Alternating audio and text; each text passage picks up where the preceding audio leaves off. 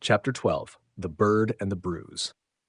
Sam's stress and lack of sleep made her thoughts foggy, but she knew she needed a step-by-step plan.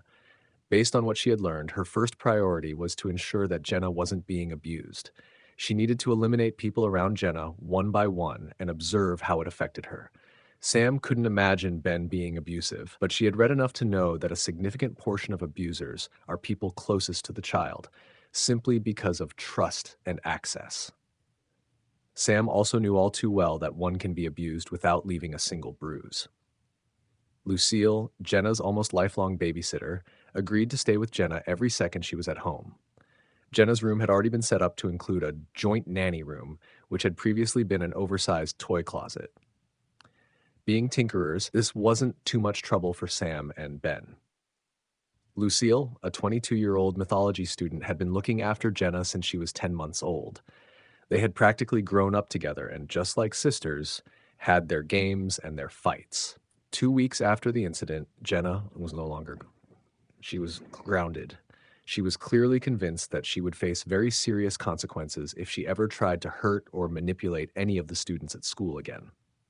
Although explaining manipulation to an 8-year-old might have seemed challenging, in Jenna's case, even the simple concepts of right and wrong could be difficult, especially when she tried so hard to find a loophole.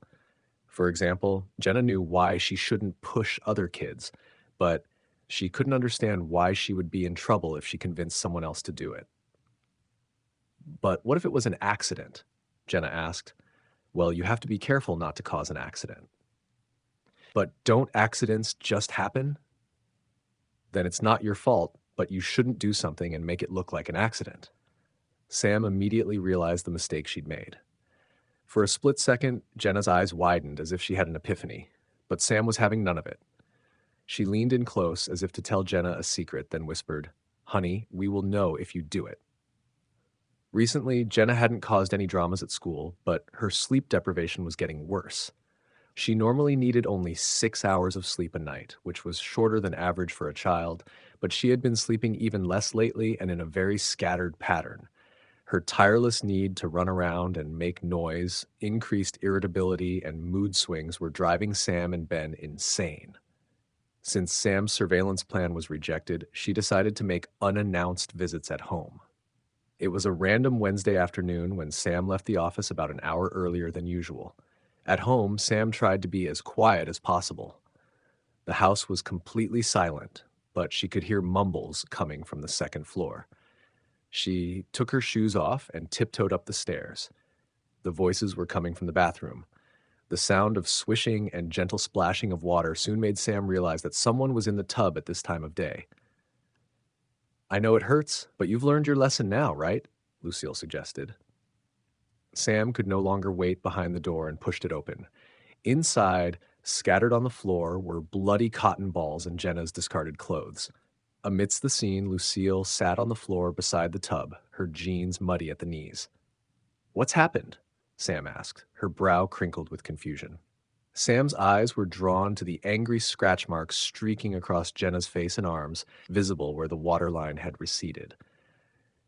Jenna's calm demeanor seemed at odds with the disarray around her. The chaos in the room and the marks on Jenna's skin tugged at Sam's gut, giving her a gnawing sense that something unsettling had happened. There was a bird sitting on the rose bush, minding its own business, but someone couldn't bear it, Lucille said, turning to Jenna and scrunching up her face. "No one in this household should be resting when this young lady is awake." Jenna giggled. "So funny. You're all scratched up," Lucille continued. "I told her she couldn't and shouldn't catch it, but I guess she took it as a challenge. Before I could finish my sentence, she took a few steps back, ran, and dived over the rose bushes. I wasn't quick enough to catch her." Jenna giggled again, this time splashing water at Lucille. "I went swoosh, flying in the sky, and I also got some feathers on her tail. Now she has no tail," Jenna said, finding the last part incredibly funny. That explained the feathers on the floor. Jenna would have kept them as a trophy. Sam nodded and rubbed Lucille's shoulder. "Thanks for doing this, Lucille. Why don't you go have a shower and change into some clean clothes? I'll dress Jenna." Sam's smile faded as she turned to see Jenna, still splashing merrily in the bath. "Come out now, Jenna. Time to get dressed." "No!" Jenna snapped. "I can dress myself." Lucille picked up the stack of rubbish and clothes off the floor and walked out. "By the way, Lucille, which rosebush did Jenna fall on?" "The one out front," Lucille said. Sam walked over to the window and looked at the rosebush but couldn't see any signs of damage. "I will check it later," she thought, dismissing her doubts. Downstairs, Sam found Lucille walking out of the laundry, wearing a towel around her hair. "Come and have a cup of tea with me," Sam offered. "Lucille, I just want to say that Ben and I cannot thank you enough for doing this for us." "Well, you know how much I love Jenna, and you know I've been saving for my Middle East trip. This way I can go sooner. Also, one of my friend's girlfriends kicked him out, so he needed to crash somewhere, so he's subletting my place." "Why was he kicked out?" Sam asked, pouring tea for herself and Lucille. "She was sleeping with another guy, and it turned out she liked the new guy better." "Oh, poor guy," Sam said, unsure how to react. "He hasn't been an angel either. That's something about my group of friends. They're all having relations with each other, always cheating and breaking up, then returning to cheat all over again. It's so messed up." "It sounds like you find that immature." Lucille smiled, and Sam thought she had turned into an exceptionally beautiful young woman. "Yup, and a little pathetic." Lucille nodded. For a brief second, Lucille slid her hand over her right arm, pulling her sleeve up and revealing scratches deeper than the ones Jenna had on her forearm. "So, what's new with you? We haven't really had the chance to catch up for a while since Jenna stopped sleeping. Is there a special guy in your life?" A smile danced on Sam's lips. "Well, no. I mean, yes. Oh, I don't know." Lucille laughed sheepishly as she sipped her tea. Sam gave a fake smile and asked, "So, which one?" "Well, there's this guy I like, I think, but I'm not sure yet, and it's nothing serious. I think he is interested too. You know, I don't even have a name for it. For now, I am just focusing on Jenna and my school, and we'll see what happens. Smart, adventurous, and at the same time very mature. I can see why you are single. There are not many people who deserve you." Lucille waved her hand coyly as if to say, "Stop it." "Except you guys," Lucille quipped, laughing again. Just Sam squinted her eyes, thinking deeply as she sipped her tea.